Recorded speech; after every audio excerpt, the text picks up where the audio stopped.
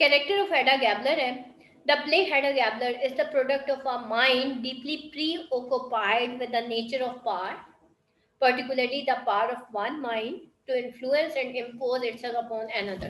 Let's underline the important points. अब यहाँ पे देखिए, अगर कोई इस तरह का क्वेश्चन आता है, फिर हम क्या कहते हैं? The play Hedda Gabler, the first key point. Second is the product of mind deeply preoccupied, एक ऐसा माइंड जो कि डीपली प्रीऑक्युपाइड था, किसके साथ? कैसा माइंड था उसका? With the nature of power. Third key point, particularly the power of one mind to influence and improve. कैसा माइंड था? Particularly the power of one mind, कि वो इन्फ्लुएंस करना चाहती थी. Excuse me ma'am.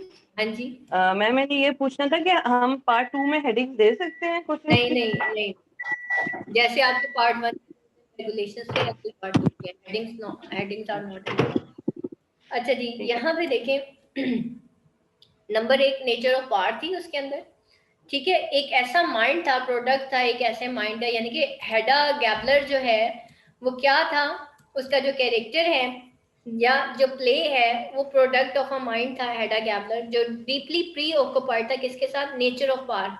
उसके अंदर नेचर ऑफ पावर बहुत ज्यादा थी, वो जिंदगी को अपनी तरह से जीना चाहती थी, अपनी सारी डिजायर्स पूरी करना चाहती थी. और उसके अंदर नेचर ऑफ पावर कैसी थी? पर्टिकुलरली कैसी थी? The power of one mind, कि वो पावर जो कि इन्फ्लुएंस करना चाहती थी लोगों को, वो लोगों को मैनिपुलेट करती थी, अपने इशारों पे नचाती थी, उनकी डेस्टिनी को कंट्रोल करना चाहती थी. And impose itself upon an other, और वो अपनी जो थॉट्स थी वो लोगों के ऊपर इम्पोज करना चाहती थी कि वो जैसी चाहते हैं लोग उसी तरीके से बिहेव करें. लाइक थिया, हम सबको आंट जूजू, यानी कि मिस टेस्टमैन की मैं बात कर रही हूँ, चाहे वो टेस्टमैन है, मिस टेस्टमैन है, या सब है, वो चाहती थी अपनी एक पावर उन सब के ऊपर इम्पोज करना, और वो चाहती थी वो सब उससे इन्फ्लुएंस हो जाएं और उसी के तौर तरीके से बिहेव करें. चाहे फिर वो बढ़ता उसकी मेट थी, उसका शोहर था, उसकी जो उसके शोहर की आंट थी, यानी कि उसके ससुराल वाले थे, या फिर उसके फ्रेंड्स थे. अगर देखा जाए इस सेंस में, तो जो मिडिल क्लास के जितने भी लोग थे, क्योंकि उनके जहन में एक चीज थी कि हेडा एक एरिस्टोक्रेटिक फैमिली से ताल्लुक रखती है, तो वो सब तो हेडा की जो है इन सारी चालों को शायद नहीं समझ सके. But on the other hand, the aristocratic characters जो कि उसके अपने कलीग्स थे, उसके अपने दोस्त थे, जिसमें जज ब्रैक और लवबर्ग दोनों शामिल थे, किसी हद तक लवबर्ग जो है वो उससे इन्फ्लुएंस जरूर होता है, हेडा उसको मैनिपुलेट जरूर करती है, और वो ये सब कुछ करके खुश होती है, लेकिन एट द एंड जो है वो अपने आप को नहीं बचा सकती ब्रैक के थ्रू. ठीक है, तो यहाँ पे हम इसको देखते हैं कि उसका कैरेक्टर किस तरह का था और वो किस तरीके से जो है वो उनको जो है इन्फ्लुएंस करती थी. अब यहाँ भी देखिए हमारा मेन, अब जब इस तरह के क्वेश्चंस आते हैं तो हम उसको सॉल्व कैसे करते हैं? सबसे पहले the play Hedda Gabler, उसका इंट्रोडक्शन आ जाएगा. आफ्टर दैट उसका कैरेक्टर, जो मेन कैरेक्टर है, that is the head a Gabler, जो कि प्रोडक्ट है deeply pre occupied mind with the nature of power. ठीक है, आपने इसके ऊपर एक पैराग्राफ लिखना है अबाउट दैट होल, के उसकी नेचर ऑफ पावर इस तरह की थी, एंड एक पैराग्राफ आपका एज अ होल इन्हीं टॉपिक्स के गिर्द घूमेगा. उसके बाद जो है आप वन बाय वन आप बताएंगे कि की पॉइंट्स इसके क्या होंगे, कि सबसे पहले हेडा गैबलर प्ले क्या था, उसकी मेन थीम क्या थी. ठीक है, वो एक एरिस्टोक्रेटिक फैमिली से हेडा ताल्लुक रखती थी और एक एमेंसिपेटेड वीमेन की कहानी है ये. और जो राइटर है वो, उसकी एक फेमिनिस्टिक अप्रोच है इब्सन की, और वो औरत की आज़ादी की बात करता है. ठीक है, ऑन द अदर वे हेडा का कैरेक्टर जो है वो कैसा था? वो इस तरह का था, उसके अंदर नेचर ऑफ पावर थी, और वो किस किस पे अपनी पावर को इन्फ्लुएंस करती है.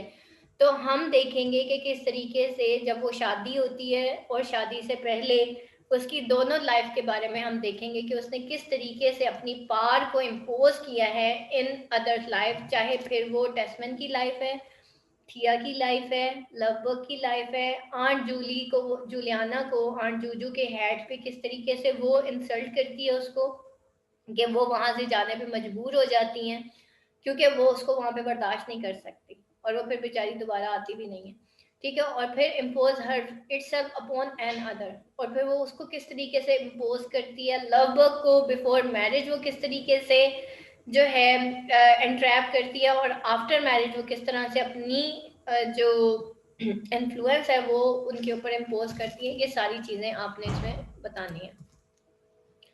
अच्छा जी, उसके बाद हम देखते हैं, since its creations the character of Hedda Gabler has been an object of speculation and controversy for critics and general reader alike। और अब यहाँ पे देखें कि since its creations character of Hedda Gabler जो है वो एक ऑब्जेक्ट है ऑफ स्पेकुलेशन और कंट्रोवर्सी फॉर क्रिटिक्स, ठीक है। एक ऑब्जेक्ट ऑफ स्पेकुलेशन यानी कि वो क्रिटिक्स के लिए वो एक कंट्रोवर्सी वाला जो है एक कैरेक्टर है, एंड जनरल रीडर्स अलाइक, और जनरल रीडर्स के लिए भी, हमारे लिए भी एक कंट्रोवर्शियल ही कैरेक्टर है। हालांकि इब्सन ने उसको औरत की आज़ादी के तौर पे, फेमिनिस्टिक ड्रामा है ना ये, औरत की आज़ादी की बात हुई है इसके अंदर, ठीक है, लेकिन रीडर्स भी शायद इस तरह की आज़ादी औरत को देना पसंद नहीं करेंगे, ना ही क्रिटिक्स इस तरह की आज़ादी औरत को देना पसंद करेंगे कि औरत इस तरीके से बिहेव करे। From the first reading of the play, the image of Hedda appears as dominating female who uses to manipulate tactics to maintain and control people around her। पहली ही रीडिंग ऑफ द प्ले में हम देखते हैं कि ये जो image है हेडा का, वो एक डोमिनेटिंग फीमेल है जो कि अपनी मैनिपुलेटिव टैक्टिक्स यूज करती है ताकि वो मेंटेन कर सके और कंट्रोल कर सके अपने इर्द गिर्द के लोगों को। Later she appears to be a rebel, लेकिन बाद में वो कैसे अपेयर होती है, वो एक रिबेल, एक बागीद के तौर पे अपेयर होती है, and a freedom fighter against the convention and conservative Victorian standard, और एक फ्रीडम फाइटर के तौर पे वो हमारे सामने जो है वो दिखाई जाती है, जो कि ट्रेडिशंस को और कंजर्वेटिव विक्टोरियन स्टैंडर्ड्स को तोड़ना चाहती थी, उससे आज़ादी चाहती थी, ठीक है। पहले तो वो एक अपने, क्योंकि उसको आज़ादी नहीं मिलती तो वो मैनिपुलेटिव टैक्टिक्स यूज करती है ताकि वो लोगों को अपने इर्द गिर्द जो है वो कंट्रोल कर सके, वो लोग वो करें जो वो चाहती है, यानी कि जो जैसे लवबर्ग जो है वो जो करता है एक्चुअली हेडा वो नहीं कर सकती, तो वो लवबर्ग के थ्रू वो सब करवाती है।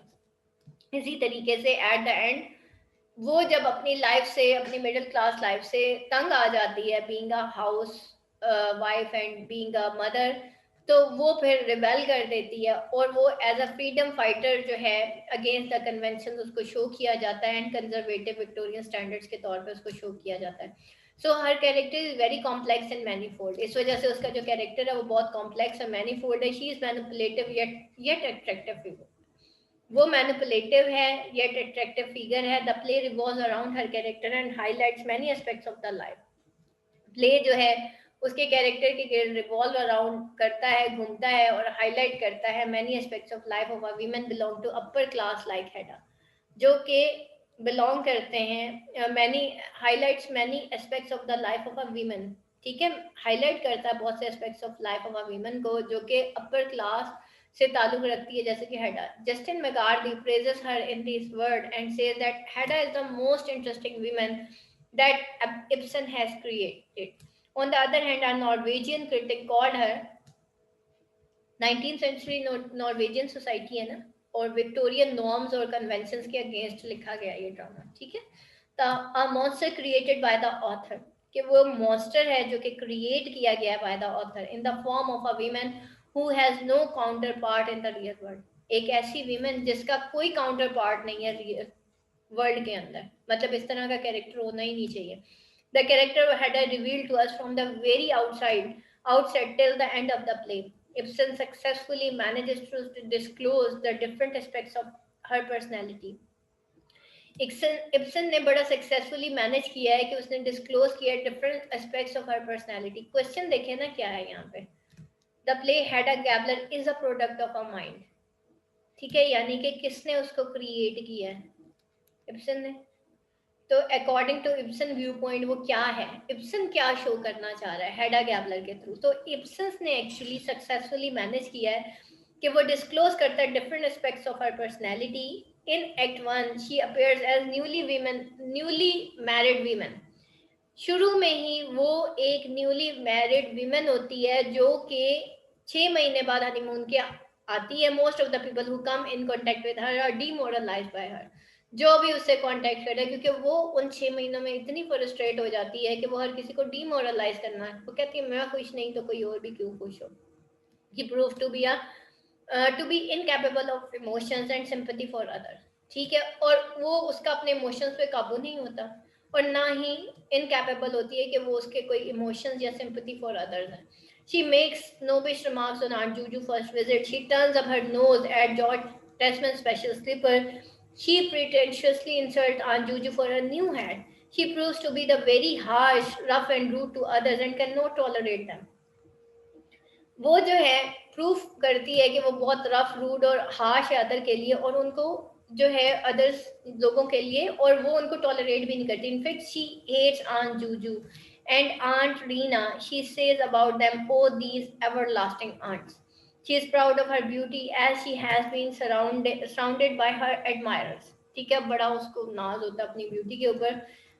Aunt Juju also praises her beauty. She is also very proud of her father and does not care for her husband. She is a father-fixated daughter, as Ibsen himself says she was the daughter of her father than the wife of her husband.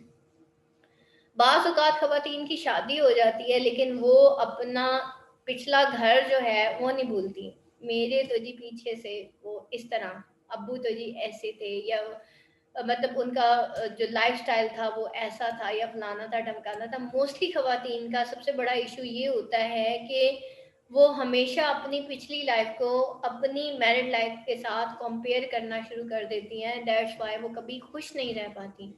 इसके अंदर ये बहुत बड़ी चीज़ दिखाई गई है कि वो अपने आप को वो वही लाइफ जीना चाहती हैं जैसा कि उन्होंने अपने माँ बाप के घर जी हुई होती है, जिसमें उनके ऊपर कोई रिस्पॉन्सिबिलिटी नहीं होती। और शादी के बाद जब उनके ऊपर रिस्पॉन्सिबिलिटी पड़ती है तो वो उस रिस्पॉन्सिबिलिटी से भागती हैं।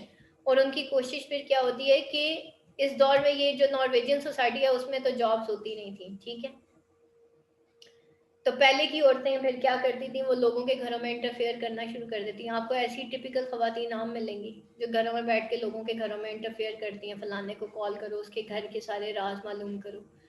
ठीक है, आपको अपने इर्द गिर्द जरा नजर दौड़ाएं, ऐसे बहुत लोग मिल जाएंगे। नंबर 2 कैटेगरी आज की खवातीन की ये है जो अपने घर से फ्रस्ट्रेट हो जाती हैं, अपने घर से की रिस्पॉन्सिबिलिटी से भागना चाहती हैं। वो कहती है चलो भाई जॉब कर लेते हैं, थोड़ा सा इधर उधर दिल बहल जाएगा। ठीक है, तो ये चीज़ें होती हैं कि घर की एक्टिविटीज़ को नेग्लेक्ट करने के लिए, घर से भागने के लिए, तो वो फिर इस तरह से कर दी। लेकिन यहाँ पे जिस खातून की आपको बात बताई जा रही है, उस दौर में औरत को आज़ादी नहीं थी कि वो कोई जॉब कर सके या कोई वो मतलब किसी प्रोफेशन में खातून जो है वो हिस्सा ले सके। ठीक है, तो यहाँ पे इस तरह की एक खातून के बारे में दिखाया गया है कि फिर वो चाहती थी, फिर हम क्या करते हैं, हम घर बैठ के लोगों को कहना शुरू कर देते हैं देखो मैंने तो नहीं किया, तुम ऐसे कर देना। ठीक है, जो खुद जो है बहुत ज़्यादा डिप्रेस्ड खवातीन होती हैं, वो कहती हैं देखो ज़िंदगी में मैंने तो ये गलती की है, तुम ना करना, मैंने अपने हस्बैंड को बड़ा सर पे चढ़ा के रखा तो तुम ना चढ़ा के रखना। ऐसी खवातीन भी आपको आम मिल जाएंगी। ठीक है, मैंने तो सास को बड़ा सर पे चढ़ा के रखा तो तुमने नहीं करना ऐसे। ठीक है, इस तरह के आपको व्यूज़ बड़े सुनने को मिलेंगे। तो ये उसी तरह की एक खातून थी, ना मैं खुश ना किसी को खुश रहने देना। Her too much concentration on her paternal background and her extraordinary beauty consciousness become hurdle in the way of her judgment with Testman as a wife। अब जो उसका कंसंट्रेशन, जो उसका पैटर्नल बैकग्राउंड था, हमेशा उसी के ऊपर रहना, हमेशा उसको कंपेयर करना, हमेशा उस हॉर्स राइडिंग को याद करना और पिस्टल्स के साथ खेलना, और फिर वो एक्स्ट्रा ऑर्डिनरी जो ब्यूटी कॉन्शियस थी, एक्चुअली ये सबसे बड़ा हर्डल था उसका as a wife in the way of her adjustment with Tesman as a wife. ठीक है, सबसे ज़्यादा प्रॉब्लम ही एडजस्टमेंट में खवातीन को तब होता है जब वो अपनी पिछली लाइफ के बारे में बहुत ज़्यादा कॉन्सेंट्रेटेड होती है। She was fond of dancing, shouting, riding and being flattered bye her admirers. अभी भी वो बड़ा उसको शौक था डांसिंग का, शाउटिंग का, राइडिंग का, और ये कि उसके एडमायरर्स हर वक्त उसको फ्लैटर करते रहे, उसको प्रेज करते रहे, but all this passion come to an end partly because of the death of her father and mainly because of her marriage with Tesman, who cannot understand her moods and her palatial lifestyle। और वो जो है उसकी ये सारे dreams जो हैं वो बिल्कुल एंड हो जाते हैं जब वो उसका जो हस्बैंड होता है वो उसके मूड्स को और उसके इस टेम्परामेंट को समझ नहीं पाता, उस लाइफस्टाइल को समझ नहीं पाता। That's why she remains dissatisfied with her husband and with her life. As a critic says, Ibsen created a masterpiece in Hedda Gabler, a crystal clear example of maladjusted women। और Ibsen ने एक masterpiece create किया है Hedda Gabler में जो कि एक mail adjusted women है। So Tasman failed to provide an amusing company for Hedda. His major concern is his special subject, his thesis for doctorate, and even on his honeymoon, he keep on reading books and making notes for his subject. This attitude of Tasman couples Hedda to confess the real purpose of his marriage with Tasman in front of Judge Bragg. She discloses that she married Tasman because her father did not leave for her any significant financial resource to fulfill the demands of upper class society। अब यहाँ पे देखिए कि उसका ये attitude जो टेस्टमैन के साथ वो कंपेल करता है हेडा को कि वो कन्फेस करे real purpose of his marriage with Tesman in front of जज ब्रैग, ठीक है। और वो डिस्क्लोज करती है कि उसने क्यों टेस्टमैन से शादी की, क्योंकि उसका बाप जिंदा नहीं रहा for any significant financial resource जो कि उसके डिमांड पूरे कर सके अपर क्लास सोसाइटी में। तो इन सर्कमस्टांसेस में टेस्टमैन वो वाहिद ओनली चॉइस रह गया था उसके लिए as she was in marriageable age, क्योंकि उसकी अब शादी की उम्र भी गुजरती जा रही थी। And society behave strange with the lonely unmarried girl, और सोसाइटी बहुत अजीब बिहेव करती है एक अकेली अनमैरिड गर्ल के साथ। तो उसने she affirm that she does not love Tesman, उसने ये एडमिट किया कि वो टेस्टमैन से मोहब्बत नहीं करती। She says love is a sickly stupid word for her, ठीक है। तो ये बेटा नीचे एक छोटा सा मैंने वो लिखा, Hedda I was afraid of scandal, Hedda I dreadful are dreadful corn, ठीक है। ये कुछ टेक्स्ट है, ये आप इसके अंदर ऐड कर लीजिएगा। Now to mitigate her loneliness he makes an underhand alliance with Brack and accepts his triangular friendship. अब जो है वो अपनी लॉनलीनेस को जो है मिटिगेट करती है और एक अंडरहैंड अलायंस बना लेती है ब्रैक के साथ और एक्सेप्ट कर लेती है उस ट्रायंगुलर फ्रेंडशिप को। On the other hand the matter of pregnancy also irritates her, ठीक है। लेकिन वो जो मैटर ऑफ प्रेगनेंसी है वो भी उसको इरिटेट करता है। Till end of the play she denies her pregnancy because she does not want to become a conventional lady और to live a conventional household routine. She also does not want to lose her beauty. She claims to brag about childbirth। देखें ये आज की खातून का भी dilemma है। अक्सर खवातीन से पूछे ना या बात ही हो रही होती है तो वो कहती है देखें जी मैं कोई टिपिकल हाउस होल्ड लेडी नहीं हूँ, ठीक है, जो हर वक्त बच्चे ही पालती रहती है। यानी कि औरत के लिए बच्चे पालना अब एक अजाब हो गया। आज के दौर की बात बता रही हूँ। बच्चों को हवाले कर दिया जाता है मोबाइल्स के, और औरत के लिए उसकी हाउस होल्ड एक्टिविटीज ऐसे हैं, जिस मर्जी मैरिड खातून से पूछ लेना आगे से एक जवाब मिलता है, जी मैं तो स्पॉइल ही होके रह गई, जी मेरी तो एजुकेशन ही रुक गई। यानी कि लोगों के लिए सिर्फ डिग्री ले लेना उनको लगता है कि इसी की वजह से हम आगे बढ़ सकते हैं, इसके अलावा शायद हम स्पॉइल होते जा रहे हैं। वो जो हम बच्चों को दे रहे होते हैं हमें ये लगता है ये सब एवं ही है, ठीक है, हम ऐसे ही अपनी जिंदगी, लो जी हमारी तो जिंदगी जाया हो गई, लो जी शादी हो गई, सब कुछ ही रुक गया। ये जो हमारी एक सोच है ना, एक्चुअली इसको बदलने की जरूरत है। और हम एक्चुअली हमें कोई डिग्रेड नहीं करता, हम खुद अपने आप को डिग्रेड करते हैं।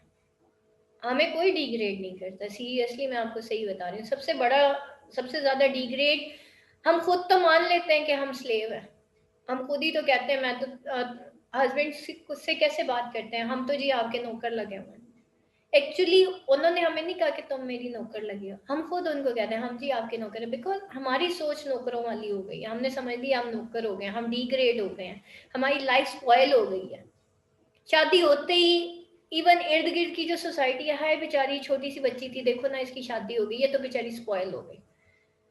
तो नॉर्मली लोग हमारे सामने एक ही बात कर देते हैं, हाय बच्ची की इतनी जल्दी शादी क्यों कर दी। हैं। देखें जी, आप ज़रा उसको एंजॉय कर लेने देते हैं, यानी कि लाइफ जैसे हम एंजॉय करने आए हुए हैं, ठीक है, फिर एक वक्त होता है शादी का, फिर वो गुजर जाता है, और जाहिर बात है आगे जाके भी हमारे बच्चों को हमारी ज़रूरत होती है। तो देखिए मेरी बात सुने, मुझे आज इस सोच की मुझे समझ नहीं आती कि डिग्रियों के पीछे बच्चियों की ज़िंदगियाँ क्यों, उम्रें क्यों गुजारी जाती हैं। ठीक है, आगे उनके बच्चे पैदा होने हैं, 30 साल की उम्र में, 26 साल की उम्र में अगर पहला बच्चा पैदा हो रहा है तो जाहिर बात है फिर 33-35 ईयर्स की एज में सेकंड बच्चा होगा। वो बच्चा जब 15 साल का होगा, आप खुद सोचें, वो जब एफएससी में होगा तो इट मीन्स कि हम 50 साल के होंगे। तो हमारे 50 साल का मतलब ये है कि we are close to death, और हमने अपनी नेक्स्ट जनरेशन के साथ एक बहुत बड़ी दुश्मनी की कि एट दैट टाइम जब मेरे बच्चे को जवानी में सबसे ज़्यादा मेरी ज़रूरत होगी, मैं उस वक्त बूढ़ी होंगी, मैं उससे 50 साल की होंगी। और ये चीज़ हमारे पेरेंट्स नहीं सोचते कि हम अपने बच्चे के साथ और उसकी नेक्स्ट जनरेशन के साथ क्या कर रहे हैं।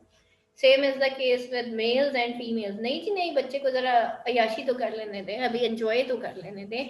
तो ये वो एंजॉयमेंट और ये सारी चीज़ें होती हैं जो हमारे लिए प्रायोरिटी बन जाती हैं। और आफ्टर अगर हमारी शादी हो जाती है, हाय शादी हो गई, हाय बेचारी के बच्चे हो गए, हाय बच्चों में फंस गई, और औरत की भी यही सोच होती है, हाय बच्चे हो गए, बस यही अब जिंदगी रह गई मेरी।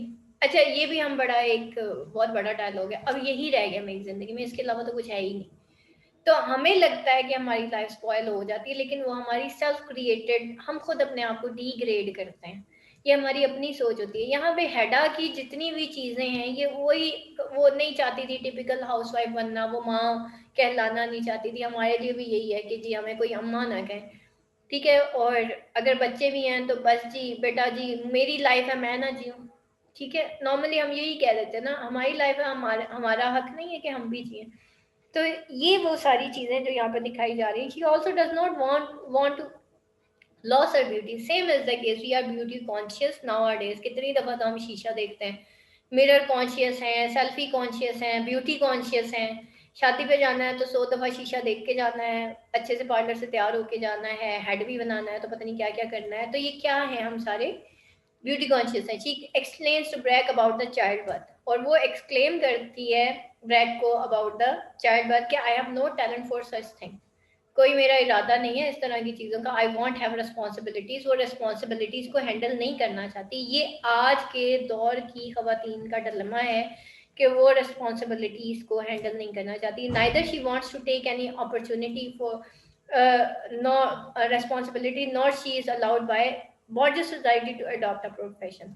ना तो वो किसी बच्चे की जो है रिस्पॉन्सिबिलिटी लेना चाहती थी, ना वो एक house being a house wife कोई रिस्पॉन्सिबिलिटी लेना चाहती थी, ना उसको अब वो जो मिडिल क्लास सोसाइटी है वो अलाउ करती थी कि वो कोई जॉब ही कर ले, कोई प्रोफेशन अडॉप्ट कर ले। So she become a victim of an extreme kind of perpetual boredom. इस वजह से वो बहुत ज्यादा बोर हो गई, क्योंकि घर के कामों में हमने हिस्सा नहीं डालना, वो हमें अजाब लगते हैं, और बाहर का काम हमें किसी ने करने नहीं देना, तो हम फंस जाते हैं इस चीज के अंदर, ठीक है। और जो है हम उसमें खुश रहना में आता नहीं है।